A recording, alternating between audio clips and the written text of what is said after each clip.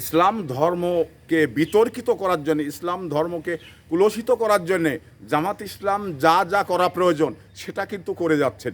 আবার কিন্তু তারা মুখে বলছেন যে আমরা ইসলাম ধর্মের মানুষ, ইসলাম প্রতিষ্ঠিত করব, এবং তাদের দলের নামও রয়েছেন জামাত ইসলাম। তো সেই জায়গা থেকে তারা মানে আসলে কোন তাদের দিক থাকা দরকার, কোন দিকে তারা রাজনীতি নিয়ে এগিয়ে যাচ্ছে, এটা আমার কাছে কিন্তু যথেষ্ট সন্দেহ রয়েছে। কারণ ইসলাম ভীরু মানুষ কখনোই ইসলামকে কুলসিত করতে পারে না।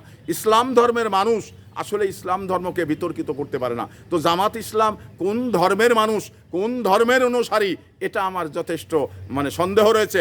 কারণ তারা বড় বড় জামা গায়ে দিয়ে টুপি পরে যে ইসলামের বিতর্কিত করার যে দায়িত্ব নিয়েছেন, এই সমস্ত দায়িত্বশীল মানুষদের বাংলাদেশে তার মানে জায়গা হবে না এবং হতে দেওয়া হবে না। কারণ জামাত ইসলাম যত নির্বাচনেই মানে পেশাল পাড়ুক, এই সমস্ত পেশালগুলো বাংলাদেশের মানুষ শুনে না, শুনবে না।